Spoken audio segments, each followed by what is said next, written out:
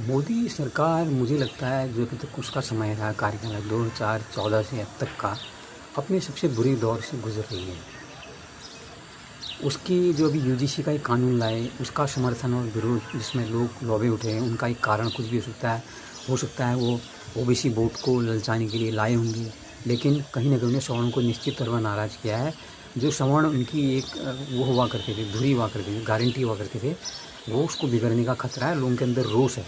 वो लोग अगर किसी और पार्टी के पक्ष में जाके वोट न भी करें तो मुझे ऐसा लगता है वो नोटा का बटन ज़रूर दबा सकते हैं। इसलिए वो अपने सबसे बुरे दौर से गुजर रहे हैं। फिर जो एआई इम्पैक्ट समिट जो हो रहा है भारत मंडप में, उसमें भी जो गलगोटिया वाला जो प्रकरण है उसको कांग्रेस पार्टी ने जिस तरह से पहले दिन उठाया था उससे भी उनको बड़ा एक जवाब देते नहीं बना। हालांकि अगले दिन उस पर उनने अपने कार्यकर्ताओं को नग्न करके प्रदर्शन करने के लिए भेज के वहाँ पर थोड़ा एक डैमेज कंट्रोल सत्ता पक्ष के फेवर में ज़रूर कर दिया।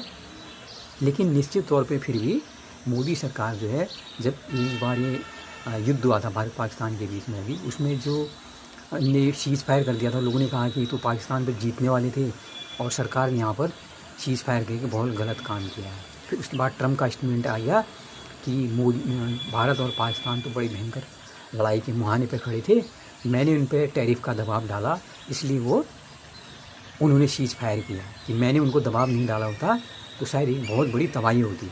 वहाँ पर ट्रम्प ने बड़ी चालाकी से लिया। हालांकि बाद में जब इंटरनेशनल मीडिया है सबने तफ्तीश की, उनको पता लगा कि जो कार्यकाल रहा है ट्रम्प का, उन्होंने कहा ट्रम्प जो है बड़बोले हैं, इसलिए लोग थोड़ा थोड़ा उस पर अन्य विश्वास नहीं किया। लेकिन निश्चित तौर पे उसके बाद भी जो कुछ हुआ, उसको जो डैमेज हुआ था, उसको डैमेज को कंट्रोल करने की सरकार की ओर से कहीं से कोई जवाब ढंग का आया नहीं। लेकिन अभी के जो हालात हैं, जिस तरह से यूजीसी शायद उसकी ज़रूरत नहीं थी, उसका कोई बहुत बड़ा रोल भी मुझे लगता है नहीं था।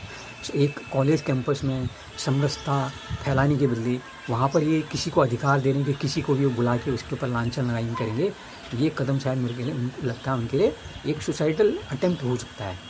लेकिन उनके लिए प्लस पॉइंट यही है कि विपक्ष बिखरा हुआ है। कांग्रेस पार्टी के पास वो दम नहीं है। वो बार बार राहुल गांधी को जोड़ तोड़ लगा के चाह रहे हैं कि ये सत्ता बनाए, लेकिन कांग्रेस जब तक अपने दम पर सत्ता में नहीं आएगी उनको कोई भी प्रधानमंत्री नहीं बनाएगा। ये आज किसी भी कहीं पर आप लिख के रख लीजिए। तो उसी का एक है, विपक्ष बिखरा है। विपक्ष अगर संयुक्त होता, किसी एक सशक्त नेता के नेतृत्व में लड़ रहा होता, तो मुझे लग रहा है इसमें मोदी सरकार के लिए बड़ी भयंकर चुनौती होती और निश्चित तौर उनका हार का खतरा होता। तो अगर वो चेतना चाहते हैं तो अपनी गलती पर शुमार करना चाहिए। अभी भी वक्त है, नहीं तो जनता उनको